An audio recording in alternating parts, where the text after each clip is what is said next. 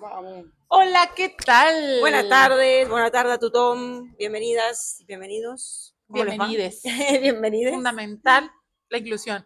Sí, sí. ¿Hay Importante gente nueva? aviso parroquial. A ver. El aviso parroquial de lo de, aunque hoy estamos bastante bien, ¿no? Lo que hablamos ahorita con Sí. Nico. Bueno, y vamos a decir que mientras hablamos, que serán 30, 35 minutos, 40 como máximo, que se ruega silencio y atención. Atención, hoy que vamos a hablar de la atención también. Atención sostenida. Yo sé que es difícil en tiempos de scroll y de móvil y de redes sociales, pero tratar de mantenerlo. Y después ya abrimos debate y hablamos entre todos, eso sí. Y otro aviso importante también que siempre se nos olvida decir, que aquí funcionamos por taquilla inversa. Y la taquilla inversa finalmente es que al final nosotros vamos a pasar esta linda y hermoso libros que no son libros sino una cajita, y que nos dan lo que dicte su corazón, y o si no tienen pues efectivo en este momento, lo pueden en barra decir, les dejamos tanto a las chicas, ¿vale? Eso, ¿y quién? Bueno, Veo gente nueva, hay no varias sé, caras nuevas veo el día algunas de personas, hoy. no todos, creo mitad y mitad, no sé. ¿Quiénes son nuevos hoy? Muy bien, bienvenida, Nuevos, mira ahí. bienvenido, bienvenidas, bienvenidas, bienvenidas. Tengo Bien. una alumna aquí, me encanta. Pues bueno, nos presentamos. Mi nombre es Paula Andrea Fernández. Yo soy profesora de un máster en formación del profesorado en la Universidad de Nebrija, en Madrid. También doy una asignatura en la Universidad de Barcelona, Historia de la Filosofía Antigua. Doy clases particulares. Estoy aquí. Tenemos más puestos que un bus. Flor también tiene puestos en todas partes. Bueno, yo soy psicóloga, psicoanalista, trabajo en un centro público y también tengo el consultorio privado y hago seminario en un hospital en, bueno, Sagrat Cor. Y un poco eso, ya está, de preámbulos. Creo que el tema de hoy es bastante interesante, creo que nos atraviesa un poco a todos.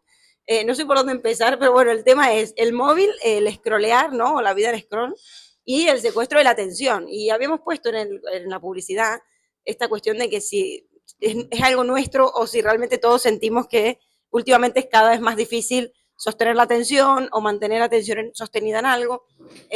La atención en psicología es un concepto muy importante, es una función cognitiva de las más relevantes para el aparato psíquico, algo diré un poco de eso.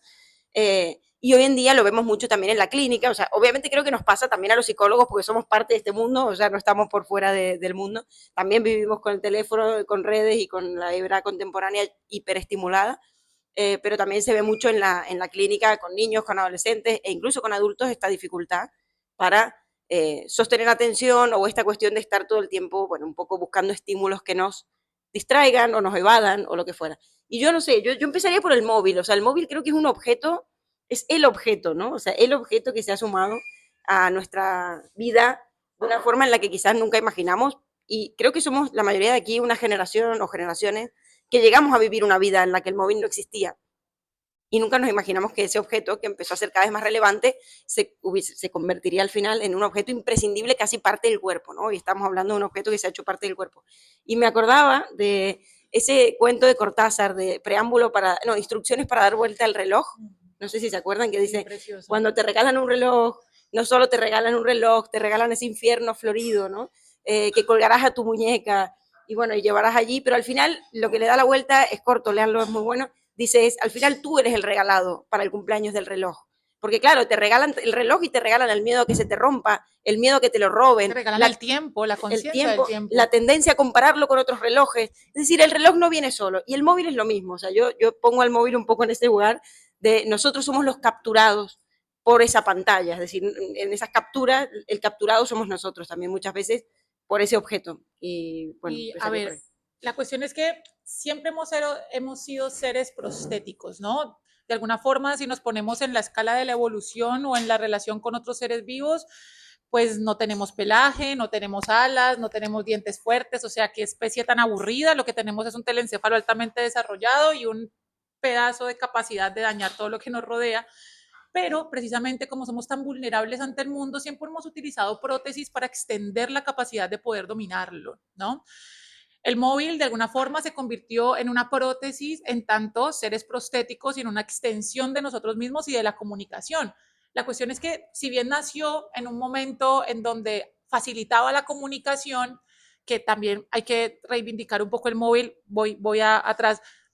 Justamente estamos viendo en clase en la UE, estamos viendo a los escépticos, filósofos que no escribieron nada porque criticaban el ejercicio de la escritura porque les parecía que hacía que la memoria se perdiera. Sócrates también lo hizo. Más adelante en la revolución industrial apareció la imprenta y no, ¿qué vamos a hacer si los libros van a acceder a todo el mundo? Pues ¿qué vamos a encontrar? La prostitución del saber. Luego apareció el jazz y Adorno, el jazz y el cine. Adorno y Walter Benjamin no hicieron más que criticarlo porque se hacía que se perdiera la aura del arte, ¿no? El cine hacía que ya no tuviéramos la inmediatez de la obra, el jazz era un conjunto de sonidos desorganizados, ¿cómo me van a comparar eso con Wagner? Y hoy en día es una cuestión de élite y de culturetas. Y luego aparece Internet, que también, ¿qué vamos a hacer con la búsqueda de la información? Aparece la IA, ¿qué vamos a hacer con la capacidad de pensar? Y bueno, y aparece el móvil como esta prótesis en la cual de alguna forma nos adaptaremos, así como nos adaptamos al jazz, al libro, a la escritura.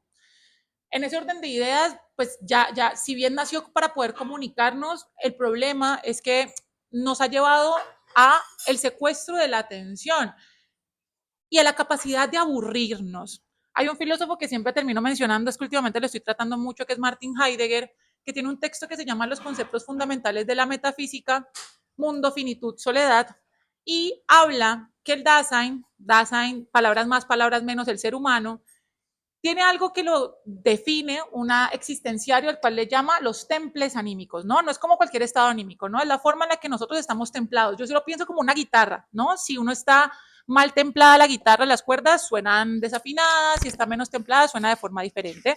Nosotros tenemos unos temples anímicos con los cuales estamos templados hacia el mundo, siempre. Estamos dispuestos. De acuerdo a ese temple contemplamos la realidad.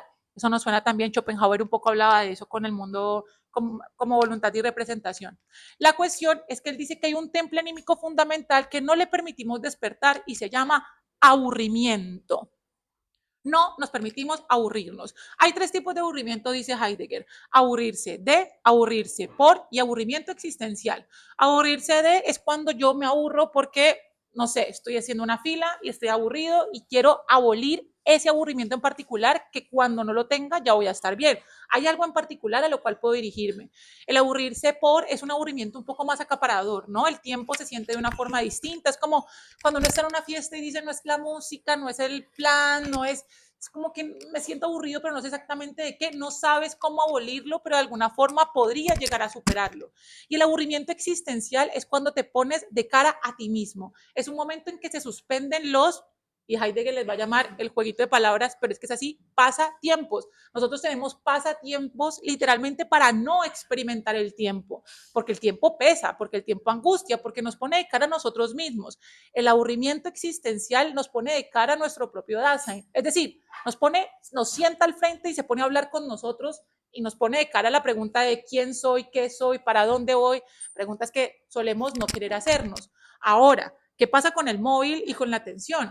Es que no queremos permitirnos aburrirnos y en ese orden de ideas no queremos permitirnos encontrarnos y esa prótesis que nos servía para extender la comunicación en un formato donde no solamente fuera presencial, se volvió en la forma en la que nos incomunicamos con nosotros mismos y hasta con los otros también.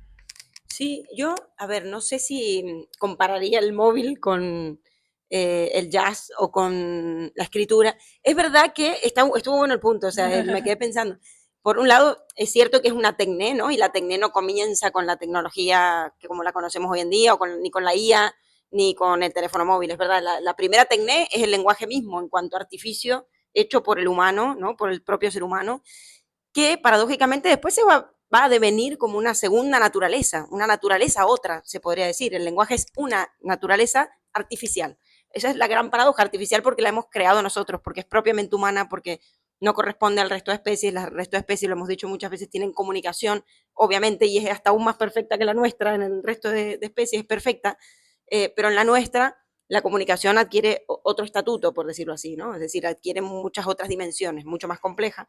Entre ellas la metáfora de la metonimia, que de eso el scroll tiene mucho de metonímico, lo voy a decir después.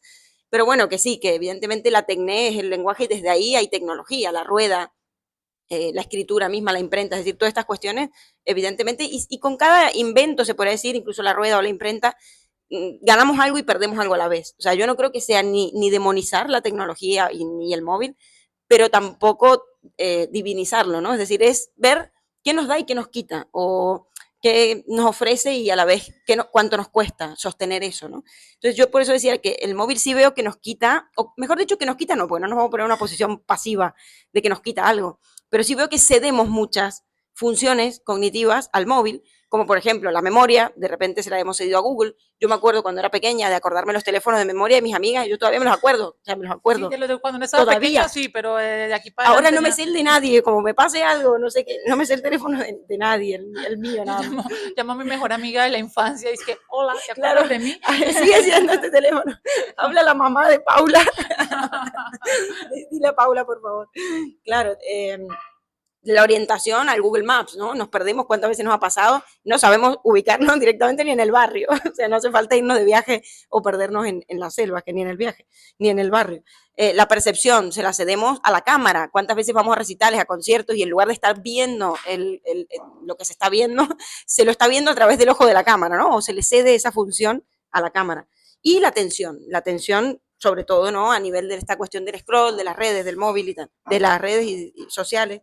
Claro, las funciones cognitivas son procesos mentales que tienen una función, permiten codificar e interpretar información. Y a la vez eso está hecho para poder adaptarnos al medio en el que vivimos. Entonces, claro, mi pregunta es, al ceder todo esto a un objeto prostético y externalizar esas cuestiones que eran tan subjetivas y tan intrapsíquicas, externalizarlas en un aparato creo que nos permite comodidad, instantaneidad y menos fallos, pero a la vez, bueno, somos más dependientes de un objeto que ya no está en nosotros, ¿no? O sea, estamos cediendo ahí funciones y creo que perdemos condiciones adaptativas, porque a nosotros nos perdemos mañana, o a mí me ha pasado en una fiesta que me roban el teléfono y no saber qué hacer, o no saber esto, ni el teléfono de nadie, ni Te a quién pasó en llama. 2 meses, 3 veces, amiga. Hace muchos años, hay que decirlo. El año Ahora ya pasado. no, desde que tengo seguro el teléfono no me lo han vuelto a robar, ahora estoy como, róbenmelo, róbenmelo. Ahora que pago un seguro. Sí, qué hacemos cuando le damos a un otro la capacidad de tener un otro, esta cosa otra, la capacidad de, pues sí, de nuestras funciones cognitivas básicas? Yo creo que uno de los problemas que se extrapola a una cuestión ética, o sea, esta es una cuestión, no sé, yo diría hasta este punto como epistémica, ¿no? Cómo conocemos la realidad, cómo nos acercamos a ella cuando estamos atravesados por la prótesis del móvil. Pero también se vuelve en una cuestión ética, ¿no? Desde dos lugares. Yo voy a ponerle el lugar muy pesimista y luego el lugar un poco más optimista, y también quiero reivindicar un poco el optimismo. Lo hablábamos justo ahora tras bambalinas. Una posición más pesimista. A ver, nosotros estamos mediados por la no mediatez, o sea, por la inmediatez. Y de alguna forma nuestros vínculos se ordenan desde ese lado, o sea, desde esa forma. Yo me acuerdo llamando a la casa del, no sé, el niño que me gustaba y con el miedo de que me contestara la mamá o me contestara él y colgaba, o sea, ya tocar la puerta o esperar llamar o mandar un mensaje de texto con pocos caracteres porque cada mensaje costaba, y entonces uno resumía así, mandar el mensaje justo antes del 31 de diciembre, antes de que se colapsen las líneas, quiero decirte feliz año, y ese tipo de cosas un poco tan vintage, ¿no? Pues se han perdido por la inmediatez, y los vínculos se ven atravesados también por la idea de la inmediatez. Entonces, si por ejemplo alguien no te responde un mensaje, me odia. Si por ejemplo, yo qué sé, no te responden rápido, a mí por ejemplo me pasa yo estoy tratando de publicar en unas revistas porque mi tesis, estoy haciendo un doctorado, me lo exige, y se demoran en responder y yo no, soy bruta, soy estúpida, me voy a morir, o sea, porque estamos tan acostumbrados a la respuesta inmediata que no podemos, digamos, sentir el aroma del tiempo, ¿no? Le estoy robando la frase de un título de un texto de Byung-Chul Han, pero los procesos, no ¿no? estamos También viviendo como el proceso. sí. Y a ver, hay varios estudios al respecto de cómo que esto no es fortuito, no solamente es una experiencia que tenemos. Bruno Patiño tiene un texto que se llama La civilización de la memoria de pez, y fue el que adquirió, el que habló por primera vez en el 2012 de la idea de que nuestra atención dura solamente 8 segundos, como justamente los peces de colores. De ahí para adelante nuestra atención va para otra parte. Y hay un filósofo que me parece interesante, bueno, realmente es un historiador es una lingüista, que se llama James William, que se llama Ives Seaton, que dice que deberíamos pensar en nuestra atención no desde la economía, sino desde la ecología.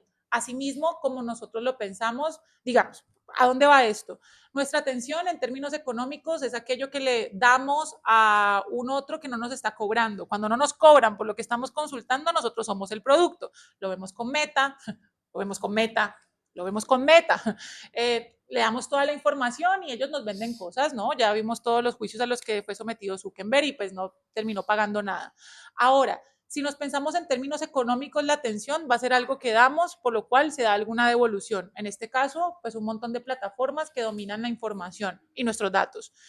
Pero si lo pensamos en términos ecológicos, más desde cómo cuidamos la naturaleza o cómo cuidamos el entorno, podemos pensar en un cuidado ecológico de la atención. ¿Cómo podemos preservar la atención? ¿Cómo podemos hacer oasis de alguna manera en donde podamos, este momento, les estamos secuestrando a nosotros la atención, pero de alguna forma la atención está en un lugar, ¿no? No es como con la cuestión del scroll, que precisamente como tiene una liberación de dopamina tan variada, en la cual a veces hay videos que te gustan y otros que no, estamos esperando todo el tiempo ese estímulo, que de hecho James Williams escribió un texto que se llama Clics contra la libertad, que fue un empresario de Google, se volvió muy famoso porque dijo que no quería ser parte más de este sistema en donde de alguna forma lo que están haciendo es pues una tecnología para hackear la voluntad humana, con la cuestión de estar todo el tiempo jugando con nuestra dopamina. Dice, lo compara con el tragamonedas, ¿no? Con el tragaperras, que es como, vale, yo pongo y en un momento gano, y solamente por ese hecho de ganar voy a seguir buscando ganar, que es lo que nos pasa un poquitico con el scroll. Eso por un lado, pero no quiero dejar de lado el otro que mencioné, y es, a ver, sí, esto es problemático, ¿sí? Pero siento que hay un problema contemporáneo en el diagnosticar problemas, y es que no nos permite imaginar mundos posibles. Últimamente está muy de moda en filosofía sobre todo, hablar del fin del mundo, ¿no? De hecho, es el tema en los filósofos contemporáneos, el fin. Pero como respuesta a eso, ha habido varios filósofos que han hablado de la posibilidad de imaginar, que es precisamente lo que parece que se pierde cuando caemos en el scroll.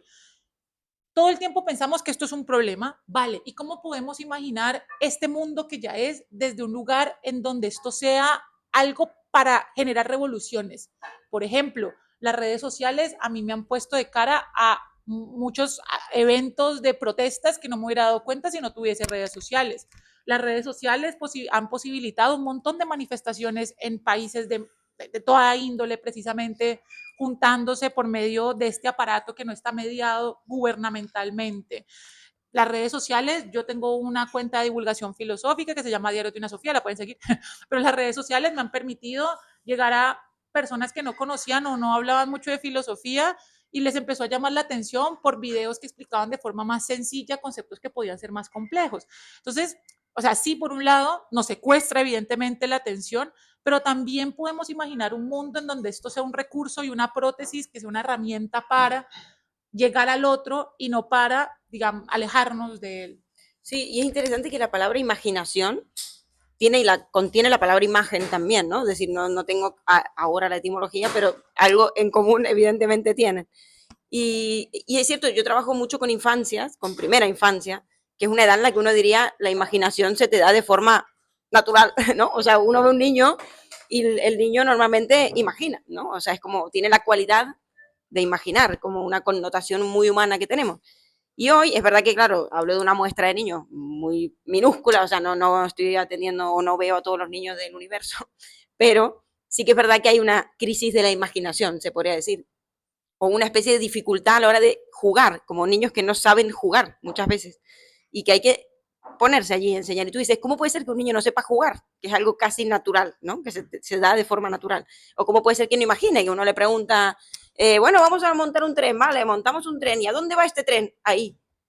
No, pero ¿a dónde va? O sea, a la playa, al parque, ¿no? Al espacio, no sé, ¿a dónde va el tren? Ahí.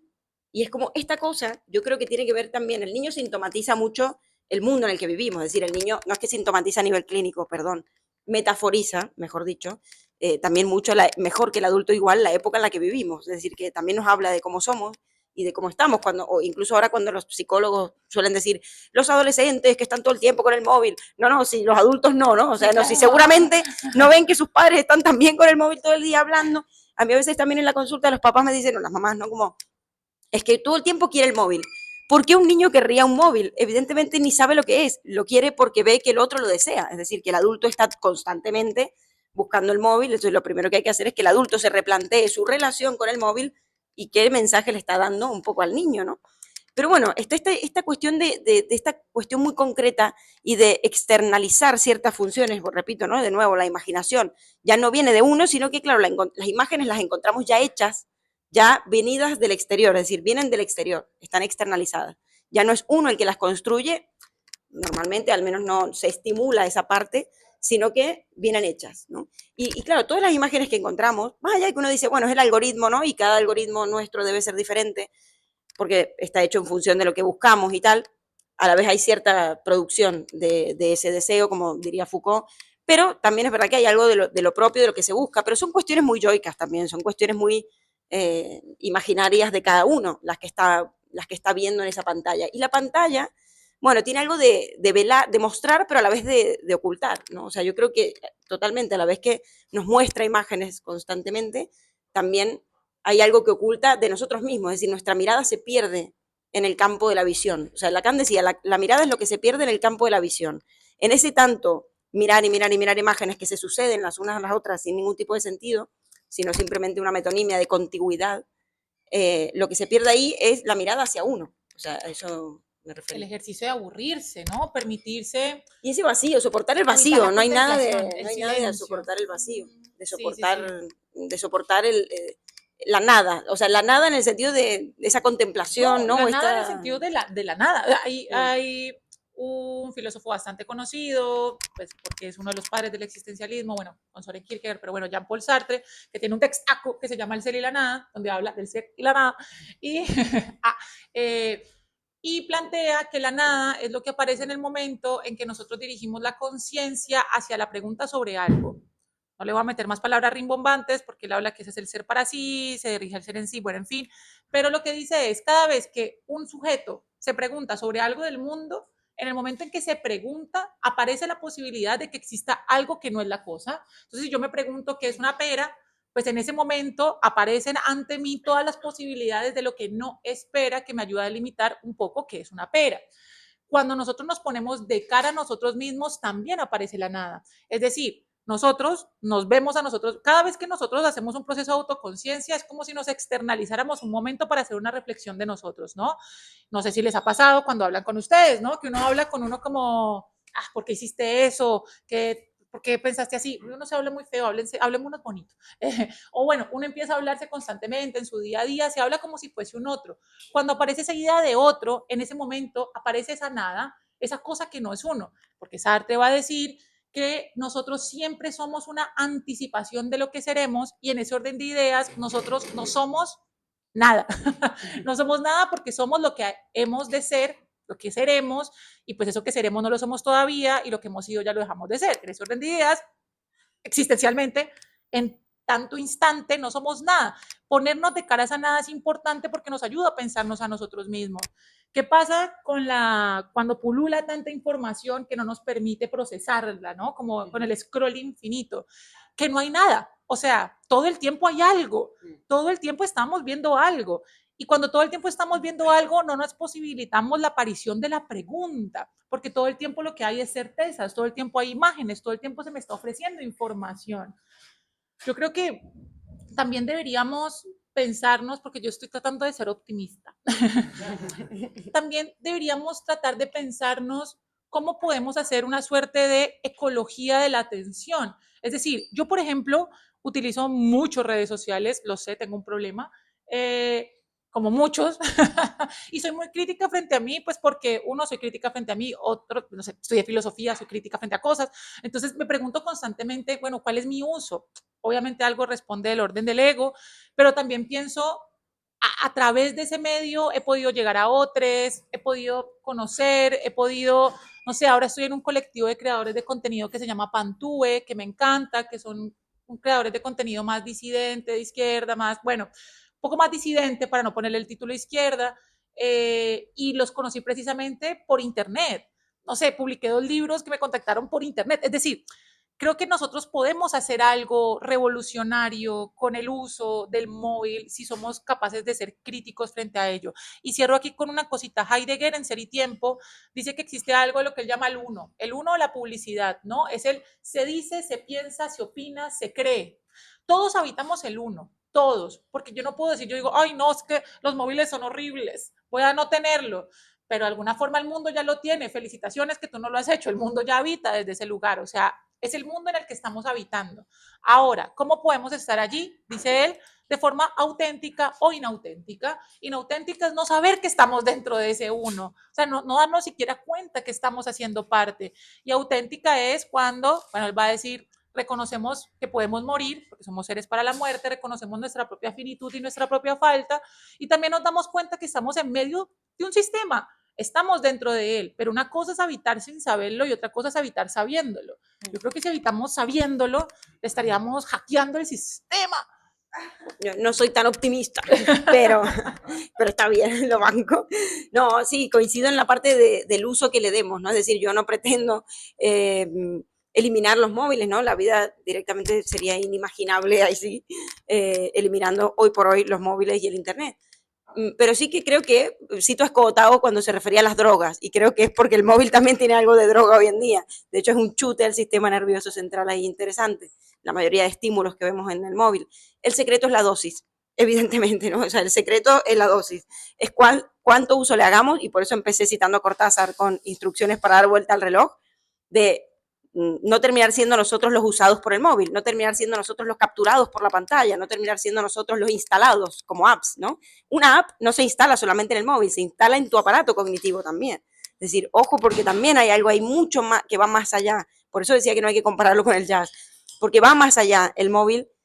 Hay algo ahí de capturar ciertas cuestiones a nivel psicológico importantes. La atención, por ejemplo, hay muchos tipos de atención, ¿no? La atención dividida, la atención sostenida, que es sostener el tiempo, y la atención selectiva.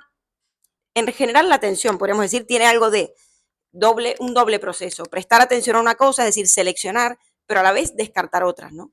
Y eso requiere un esfuerzo, por decirlo así, y evidentemente un proceso de descarte. Ahora, cuando tratamos de mantener la atención en muchas cosas o estamos cargados de estímulos, como decías recién, esta cuestión de estar constantemente mirando muchas cosas, tratar de estar toda la vez en todas partes, como es el título de esa película, que lamentablemente no le hace honor a su nombre. El nombre es bueno. Es buena. Una película malísima, pero bueno, el nombre para mí me parece malísimo. El nombre es muy bueno, toda la vez en todas partes. Eso tiene un coste. Es decir, eso tiene un coste. Uno de ellos es el cansancio, por ejemplo, porque yo hice mi tesis sobre el tema de la atención hace muchos años, y el tema era que justamente, claro, hay un desgaste energético inmenso en tratar de estar en muchas cosas a la vez.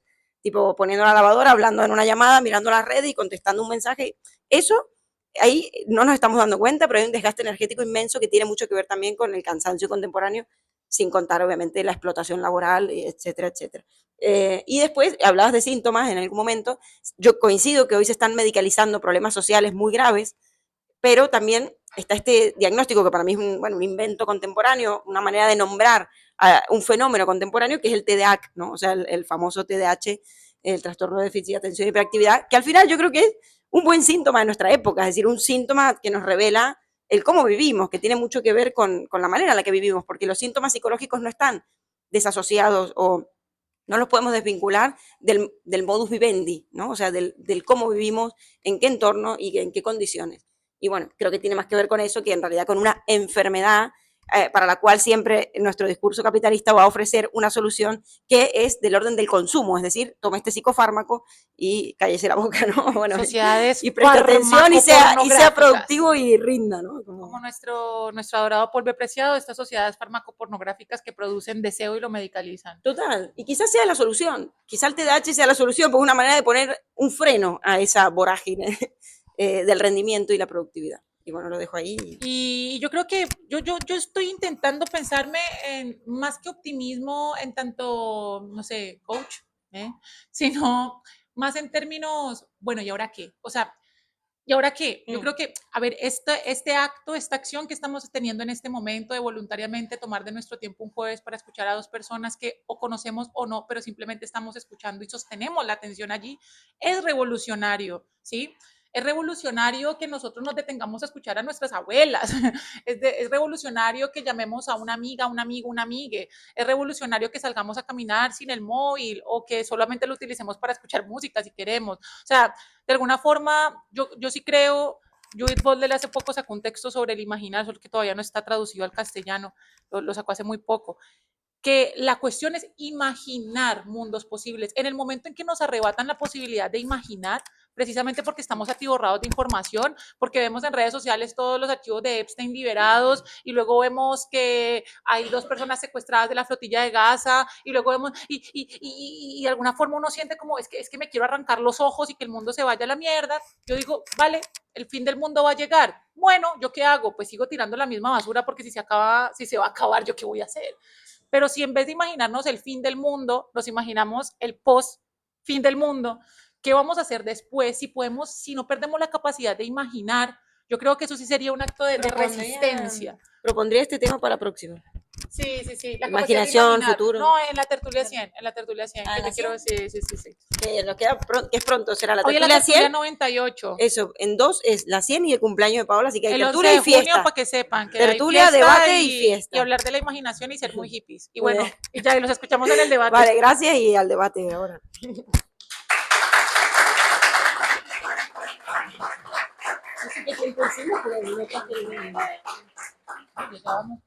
Bueno, chiques, sobre todo para las personas nuevas, lo que pasa en el debate es que, pues nada, como tenemos este micro, lo tenemos que pasar y pues todos pueden intervenir de forma ordenada, el que pida la palabra puede intervenir.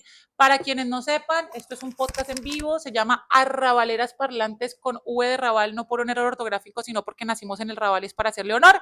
Y estamos en Spotify, en YouTube, plataformas de mierda, yo sé, pero el sistema, ¿no? Pero estamos allí por si quieren escuchar las otras 97 tertulias que hemos hablado ya, ¿vale?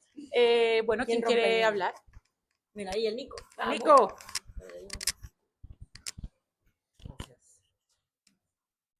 Bueno, gracias de vuelta siempre por traer temas tan interesantes al bodegón. Y me quedé un poco con algunas cositas del medio y esta parte sobre todo también del final. Y intentaba reflexionar, intentaba pensar también todo esto que comentaban, ¿no? Sobre la capacidad de imaginación y de cómo también es que se va formando el mundo, ¿no? Me hizo acordar mucho a algo que decía Lucrecia Martel también, una cineasta argentina, que ella comentaba, ¿no? Al fin y al cabo las cosas que sucedían o que suceden en las películas después terminan pasando, entonces como que incitaba, ¿no? Y comentaba a que la juventud empiece a hacer esto, ¿no? Que empiece a generar estos nuevos imaginarios y estas nuevas posibilidades, que es un mundo el cual también está concebido en base a un imaginario. Con respecto también al tema de la tecnología, muchas veces me pasa a mí personalmente de que, claro, a medida que va avanzando la tecnología, uno se va poniendo, o yo me voy poniendo cada vez más abuelo. Me imagino cuando mi abuelo llegó el fax, ¿no? Y no podían entenderlo, y después llegó el email y ya decían, no, el email ya no lo podemos manejar, etcétera. Y las personas jóvenes siempre son las que están más ávidas en eso.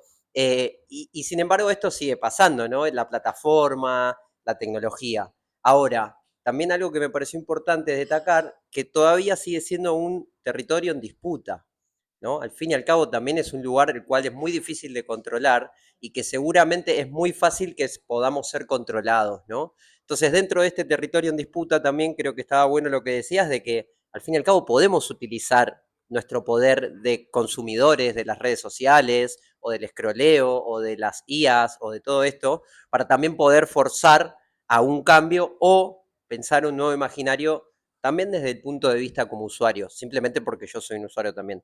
Pensaba en esto, ¿no? También a nivel político, cómo es un territorio en disputa y cómo también hoy en día estamos forcejeando muchas veces entre el escroleo, entre el tiempo libre, entre el ocio, entre el negocio, ¿no? Y gracias, Nico. Vamos, Nico, gracias por este espacio. Sí, yo de verdad es que no sé, ando últimamente optimista porque es que si no me pego un tiro, o sea, es que el mundo está muy horrible y realmente, no sé, también es porque entré en este colectivo de creadores de contenido, síganlos también, échenle un ojito, se llama Pantue y hay gente muy, muy buena ahí haciendo cosas, no sé, el puto Michael, no sé, mucha gente haciendo cosas muy chéveres. Y realmente yo creo que otra Internet es posible, ¿no? Que podemos habitar, porque Internet también es un espacio, o sea, es un espacio en donde habitamos esa virtualidad se ha vuelto realmente nuestra presencialidad en muchas ocasiones. Yo que soy migrante, la virtualidad es lo que me conecta con muchos de mis amigues. O sea, a mis padres los veo a través de una pantalla y estoy muy feliz de que pueda llamarlos y no tener que conectarme a Skype o mandarles un fax con una foto de mi cara. Pero yo creo que nosotros podemos habitarlo de una forma revolucionaria si somos muy conscientes del uso que le damos, no todo el tiempo. A veces aparecerán gatitos, pero de alguna forma saber que podemos consumir contenido más crítico. No sé, yo creo que todos nos dimos cuenta de lo que pasó en este momento, o muchos nos dimos cuenta de lo que ha pasado en la flotilla, por ejemplo, que los tiene secuestrados en este momento por redes sociales, porque eso no lo están anunciando los medios, y esas redes sociales convocaron ese mismo día, el viernes, el sábado de este fin de semana, un montón de manifestaciones que ahí sí salieron en los medios de comunicación como tradicionales. O sea, yo sí creo que sí puede haber una revolución en las redes. La cuestión es que pues tenemos que promover la conciencia de su uso. Sí, yo ahí vuelvo a traer a Escotado, que decía que el Internet equivale a la invención del fuego para el humano, ¿no? Es decir, claro, con el fuego podemos cocinar, darnos calor, como podemos construir armas y una bomba nuclear. Es decir, bueno, con uranio también, pero digamos, como hacer armamento, cosas como... la intención ahí es humana y dependerá de nosotros. Y sí que es verdad que el Internet tiene la potencialidad incluso de hacer posible una vida más democrática, si se quiere, ¿no? O se podrían hacer un montón de cosas con el Internet. Pero bueno, ¿por qué pensar que el espacio digital o virtual sería diferente al espacio geográfico? Si los que los gobiernan son los mismos, o si las personas igual tienen ciertos intereses, ¿no? Es decir, va a ser igual. Para mí es lo mismo. Solo que, bueno, uno es más un espacio virtual y otro es un espacio más de la presencialidad, de lo También hay otras geográfico. formas de habitar. Yo estoy intentándolo, pero me está costando, que es el Fediverso. No sé si lo han escuchado alguna vez, pero a ver, Instagram es de Meta. Ya con eso digo todo. O sea, es como que más digo. Hay unas redes sociales alternativas a las cuales se le está llamando el Fediverso, que son como Mastodon, por ejemplo, que son tipos de plataformas que no están googleizadas, y hay varios colectivos que intentan precisamente desgoogleizarnos, que es súper difícil. Yo lo he intentado y me doy cuenta que tengo guardadas cosas en Drive desde hace como, yo qué sé, 15 años, y digo, pero ¿por qué tienen esta información mía? O sea, porque realmente Google, y que nos facilite la vida que todos nos registremos por Google, porque es así, le estamos dando nuestros datos a todos, ¿sí? Y a ver, la cuestión es que estén con nuestros datos, yo publico hasta lo que como, pero es como, ¿qué hacen con ellos como sistema? Hay formas de habitar alternativamente Internet, que obviamente son más difíciles porque si ya, yo qué sé, estamos acostumbrados a Instagram, pues, pero más todo el Fediverso propone otras alternativas. Si a alguno le llama la atención esto, yo todavía no soy la más idónea para hablar, tengo muchos amigues que hablan al respecto. Las bambalinas les puedo recomendar, porque es que en este momento no me acuerdo el nombre y tengo el móvil ahí, como varias cuentas que tú puedes de hecho escribirles y decirles, vale, quiero que me ayudes a desgoogleizarme. Y hay otras plataformas con las cuales podemos usar el Internet, así como quitarle un poquitico esa potestad a los poderosos, a maldito Zuckerberg, de tener todos nuestros datos. Romeo y después Vero.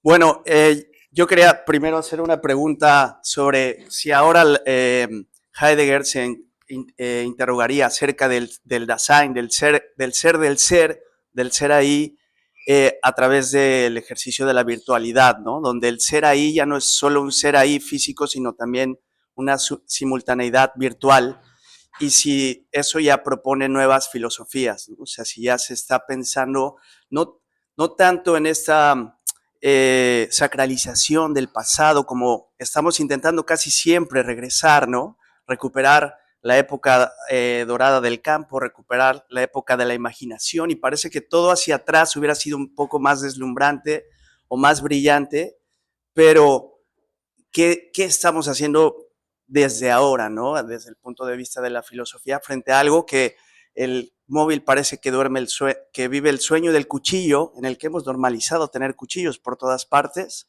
pero quizá el cuchillo duerme mientras dormimos y el móvil permanece despierto mientras dormimos, ¿no? Y hace muchas otras cosas independientemente.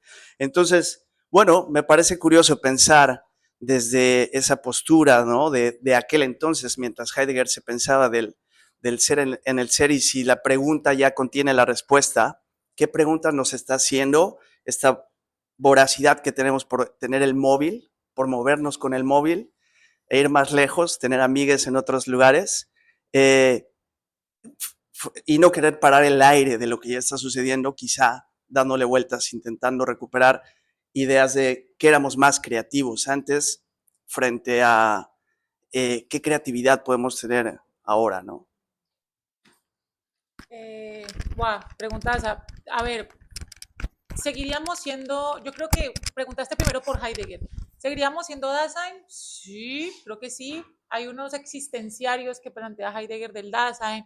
Uno es, a ver, los temples anímicos, el ser en el mundo, el cuidado, la comprensión, y todos estos los conservamos de formas muy distintas. Somos un Dasein distinto, ¿no?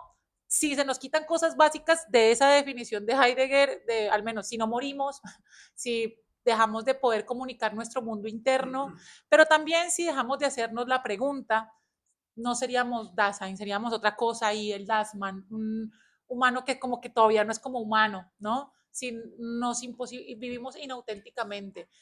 Y a ver, yo creo que seguimos con la posibilidad de crear. Ahí voy a hace rato que no hablo de ella, a mi filósofa de cabecera, la que estoy haciendo el doctorado, que es Hannah Arendt. Ella dice que la acción, o sea, la manera en la que habitamos el mundo debería ser una forma en la que cuidemos la aparición de la natalidad. Y natalidad no tiene nada que ver con tener hijos, natalidad tiene que ver con la aparición de los nuevos y la irrupción de los nuevos en el mundo. Los nuevos son los que crean. Nosotros le heredamos el mundo viejo a unos nuevos y podemos hacer novedad, pero finalmente quienes renuevan el mundo son los nuevos en el mundo, los capaces de crear, de imaginar algo completamente diferente. Nosotros podemos ser nuevos en la medida en que nos permitamos el ejercicio de la creación, de tratar de heredar ese mundo viejo y reconfigurarlo. Pero la forma en la que podemos preservar la creatividad es preservar a los nuevos, ¿no? Por ejemplo, no sé, pienso en el trabajo de Flor, como preguntar a los padres por qué están scrolleando todo el tiempo, permitirle a los niños que jueguen, permitirnos a nosotros jugar, permitimos aprender por medio del juego, permitirnos vivir un mundo por fuera del calendar, o sea, como habitar desde la espontaneidad, creo que es posible. ¿Voy? Vale, yo quería hacer dos comentarios. Uno, en relación a que estamos como enfocando mucho todo desde el lado de consumidores de redes sociales y en realidad pues somos las redes sociales, ¿no? Entonces somos productores de ese mismo contenido que estamos scrolleando, no a nivel individual, por supuesto. Entonces, nada, ya sabéis que yo soy muy pro silencio y contemplación, entonces parte de pensar algo distinto no es solo cómo dosifico mi atención y cómo, sí, la vuelvo más ecológica, sino cómo yo misma dejo de generar contenido muchísimas veces innecesario y que lo único que aporta es ruido, en realidad, ¿no? Como pensar las dos partes, porque creo que por lo menos es la primera vez que lo veo a nivel histórico que ya los medios de comunicación no están solo, ¿no? Como me acuerdo en la facultad era, los medios de comunicación están en manos de la clase dominante, no sé qué, pues los medios de comunicación como es la red social ahora están en manos de todos nosotros. O sea, nosotros también somos esos medios y creo que es súper responsable empezar a decir, a dosificar lo que generamos en redes, es decir, ¿esto realmente es algo que el mundo no puede vivir si yo no lo digo? ¿O no? ¿No? Entonces, primero eso, el no solo pensarnos como consumidores, sino también como productores y tomar responsabilidad por ahí. Y lo otro, con respecto que ahora acabas de decir una palabra que me conectó más con eso, que es con la espontaneidad, ¿no? También cuando hablamos del aburrimiento, muchas veces tiene como una mínima carga negativa, porque decir, bueno, el aburrimiento nos pone de cara a nosotros mismos y de cara al vacío, ostras, es fuerte. Dicho así, no tiene muy buena publicidad, nadie quiere ponerse de cara al vacío. Pero también el aburrimiento te conecta con el movimiento más esencial y espontáneo, que como sociedad muchas veces no lo perdonamos. Yo me acuerdo que a mí de niña no me gustaba jugar, a mí me gustaba mirar jugar. Y molestaba mucho eso, era como yo no estoy saliendo a jugar con los demás, quizás yo no quiero jugar como los niños, quiero mirar jugar a la pelota, mirar jugar a andar en bici, ¿no? Pero no significa que eso genere cuerpos inertes que no se mueven, surge otro movimiento que también es esencial y que estaba alineado a mí, ¿no? Entonces, como también sacarle ese peso de que el aburrimiento te conecta con el vacío y la pregunta sobre ti. Quizás de repente el aburrimiento solo genera un movimiento más espontáneo y más esencial, ¿no? Creo que también es una publicidad un poco menos dramática y que te genera menos ganas de salir escapando de eso, ¿no? E irme a scrollear. Pero bueno, en definitiva, eso, yo sigo apostando a más el silencio y la contemplación, la verdad. Me encanta. Sí, ¿puedes pasarlo por aquí? Allá. ¿Por quieres decir algo? Porque también, sí, banco total lo del silencio, creo que también nos pone de cara a nosotros como somos productores también de contenido y cómo nos metemos en esta rueda gigante de producción. Pero también tanto silencio no nos permite esto. Resistencia. O sea, yo, no sé, yo tengo un corazón completamente politizado y creo que la resistencia está en las calles, en hablar, en no quedarse callado, en hacer comunidad, en hacer esto, que finalmente muchos de aquí han llegado porque lo publicamos en redes o porque el otro lo invitó, pero hubo un voz a voz, hubo unas malditas redes sociales en la mitad. Y precisamente es porque hablamos. Entonces, sí, o sea, banco el silencio como un ejercicio personal, pero desde la colectividad no creo que pueda haber silencio, tiene que haber acción, tiene que haber palabra, tiene que haber intervención, tiene que haber protesta, tiene que haber calle, tiene que haber voto, tiene que haber... ¡Ah! Esa palabra no es el stinker de la noche para publicar. Sí, sí, sí. Sí, no, y creo que hay que combinar, es decir, hay que combinar. Esto yo creo que la posición de Vero es más quizás una filosofía más oriental, o sea, nos lleva un poco más a esas filosofías más orientales donde el silencio y la contemplación siguen siendo como, bueno, las bases, ¿no? de su vida social también, es decir, creo que para poder actuar y pensar y decir, también tiene que haber un momento de silencio en el cual nos encontremos un poco con nosotros y todo ese ruido que decía Vero, que es cierto, ¿no? Que está constantemente ahí afuera, nos permite escuchar un poco algo de una voz propia también, ¿no? O sea, creo que es una alternancia, porque es verdad que si no nos volvemos ermitaños, entonces nos desconectamos del mundo y ahí entendería que no podríamos ser parte, ¿no? O cambiar nada. Pero creo que es una alternancia entre las dos. Hoy nos falta, yo creo, más silencio, sí, yo soy más partidaria de esa idea de hay demasiado ruido. Y este año, por Dios, este año no sé qué está pasando, que abrí el periódico, ya no sé, ya estoy dejando de abrir redes, periódicos, porque una ansiedad, o sea, cuando no es una guerra es un virus, cuando no es un virus, basta, déjenme en paz, es un error. Ah, perdón, es cierto, el micro. Espere. Nada, que lo que pasa con los silencios es que los espacios de poder, que relacionado con lo que decías vos, Vero, se terminan ocupando al final, ¿no? Y si no los ocupas vos, lo termina ocupando otro y por ahí ese otro no es tan agradable como podría ser. Y hoy lo vemos en los medios de comunicación, en las redes sociales justamente. Los espacios de poder los van ocupando, en este caso, una ideología que para mí no comulgo mucho, que es la derecha, y si la izquierda se mantiene callada, alguien va a ocupar ese lugar. Entonces, por ahí esos silencios contemplativos en temas de comunicación no son tan agradables. No, que hable él si quiere. Gracias. Bancando el silencio, más que nada, y la necesidad de construirlo, también me pasa que siento que el problema o la solución que podríamos construir es más grande que una posible acción individual. Siento que este Internet posible del que hablabas existió, el Internet temprano, el del IRC, no sé si alguien lo conocerá de acá, o el de los torrent, se basaba en redes descentralizadas en la que la gente compartía sin una entidad que decidía lo que veías y lo que no. Entrabas, no sé, en el IRC, por ejemplo, un canal de chat y había 100 personas hablando toda la vez y era un caos. Bueno, te podías crear tu propio canal más pequeño y la gente iba a hablar por ahí, por ejemplo, por dar un ejemplo más desde la comunidad. Siento que el problema que se ha construido es que se han construido plataformas que optimizan algoritmos para maximizar el engagement. Entonces, lo que produce mayor engagement, como engancharse, no son las mejores emociones o o las emociones que como sociedad querríamos construir. Siento que se nos está imponiendo una decisión de organización social donde el punto es el dinero, es mantenerte enganchado. Y siento que el problema viene desde ahí, de que se ha creado un monstruo desregulado y ha crecido hasta de explotar. Pienso en los problemas de opio que han habido, del tabaco que sigue siendo un problema, de los problemas de alcoholismo, que es generamos sistemas, no los regulamos y sale lo peor de la humanidad en general. Entonces, a mí me gusta Internet, me gusta la tecnología, soy optimista porque no creo en nada y si no tengo el optimismo me quedo en el horno, pero siento que tenemos que darle forma de alguna manera a esta tecnología y para mí esos son límites y esos límites yo creo en la regulación, creo en el Estado, creo en la decisión colectiva. Entiendo que la democracia es otro tema, no es lo mejor que tenemos hoy en día, pero es lo mejor que hemos llegado y tomar estas decisiones de forma colectiva de esos límites, creo que por ahí sería la respuesta. No sé cómo, pero bueno. Ahí vemos.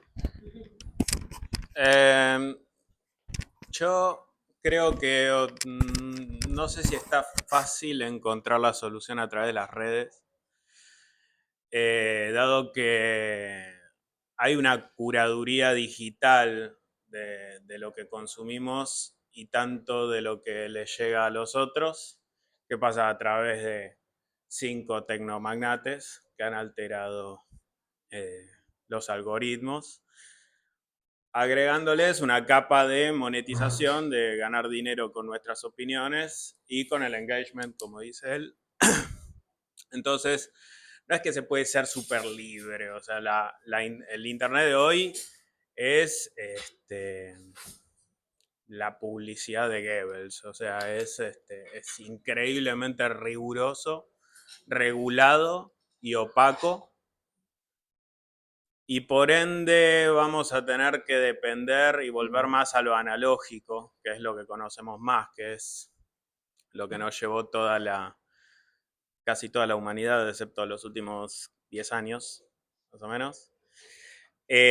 Por ende el cara a cara, por ende las cosas inútiles, las cosas que no tienen ningún tipo de valor, ni productividad, ni nada, como, qué sé yo, juntarte a hacer una pieza inútil de barro que después no vas a vender, la vas a dejar tirada acumulando polvo, pintar una pintura fea, no mostrársela a nadie, hacer cosas estúpidas e inútiles e inexplicables que son lo que nos dan sentido como seres humanos. O sea, una parte de nosotros es la productividad, pero en realidad somos monos con un semi-raciocinio y por ende estamos vinculados más al azar que a otra cosa. A mí me parece que va más por ese lado. Después, si nos juntamos en sociedad, va a ser imperfecto, va a ser la democracia.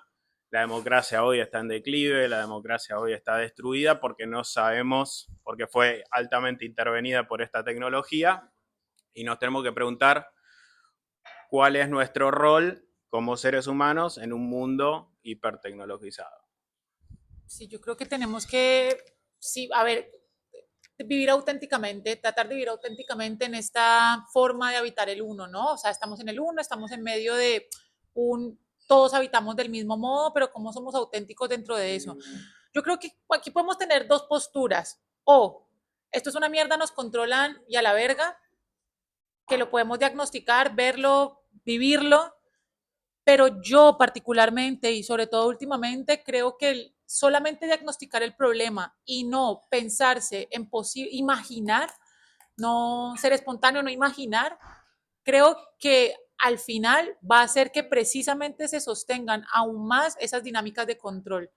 Yo creo, no sé si es que ando muy hippie últimamente, pero hay que imaginarse mundos posibles, porque si no, cuando nos imaginamos solamente el fin del mundo nos deja muy cómodos. Porque el fin del mundo, ¿qué hacemos ante el fin del mundo? Pues esperarlo, Si el mundo se acaba mañana, a mí que me da igual si se mueren 2 o 3 personas al lado mío, o 100 o 200 en una guerra a la vuelta de la esquina, pues porque se va a acabar. Pero si soy capaz de pensarme más allá del fin del mundo y capaz de imaginar, creo que somos capaces de crear y podemos generar cambios. Igual no estoy proponiendo omitirlo o negarlo, nada de eso. Simplemente te estoy diciendo, eso que creció, que nació como una herramienta, vos sos la herramienta de eso. No es tu herramienta, porque vos no la tomás como tu herramienta. Vos te tomás a vos mismo como el objeto de algo más. En el momento en el que eso es una de tus herramientas, un martillo, que no lo usas para todo, listo, deja de tener entidad en sí. Deja de tener entidad en sí. Por eso digo, no basar tu vida en esto. Y sí, y tanto. Margarita. Pues yo creo que tú sí que has nombrado ese mundo posible del que habla Paola, que es volver a encontrarnos cara a cara, hacer cosas que no tenemos por qué mostrarle a nadie, hacer cosas que tal vez no registremos y solo las vivamos. O sea, yo creo que al final el teléfono nos ha puesto de cara a tener que registrar todo, porque si no lo registro, entonces no lo hice. Y muchas veces también lo veo en consulta, ¿no? También soy psicóloga como Flor, de pacientes que es como tengo que tener el móvil conmigo todo el tiempo y tomarle foto a todo y registrar todo, y no va a decir que yo esté desconectada de eso, porque por supuesto, como dice Flor, también hacemos parte de este mundo y lo hacemos, pero es un poco el por qué tengo esta necesidad de estar todo el tiempo en este registro constante y sobre todo de cara a la productividad. Sí, como que todas esas cosas que hacemos porque nos gusta, termina siendo como, ¿por qué no monetizo esto si soy buena para? ¿No? Entonces, si soy buena para, eh, no sé, dibujar, pues entonces voy a crear una red social donde muestro lo que dibujo, porque eso tarde que temprano me va a traer seguidores y esos seguidores los voy a poder monetizar y entonces le estoy mostrando al mundo que soy buena para esto. Y de pronto solo te gustaba dibujar y era una manera de gestionar lo que te pasaba en tu vida cotidiana, y ahora se ha vuelto una carga más de esta vida que al final nos tiene en esta constante productividad y esta constante presión que nos desconecta aún más de nosotros. Entonces creo que este mundo que tú propones es precisamente volver a eso, ¿no? A poder encontrarnos, a hacer cosas simples, a hacer cosas muy humanas, a sentarnos como hoy, por ejemplo, a escuchar a los chicos que por ahí que ya llegaron y no tener esa necesidad de, no sé, postear que estoy aquí, que hice esto hoy y que, no sé, me voy a lucrar por eso después, ¿no? Creo Que que si posteen arrabaleras, compártanlo a la gente.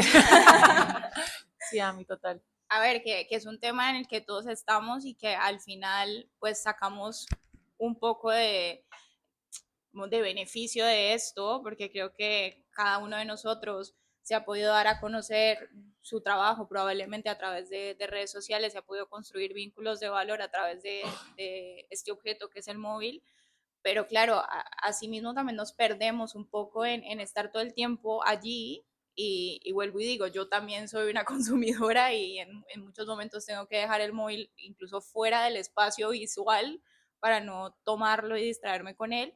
Pero claro, creo que es un poco el invitarnos a eso, a tener espacios como esto, que si bien se registran, pues he visto que, por ejemplo, ninguno tiene el móvil en la mano, y eso ya lo veo como un punto a favor, porque estamos sosteniendo la atención. Vamos, chicos, felicitaciones. Nos quiero.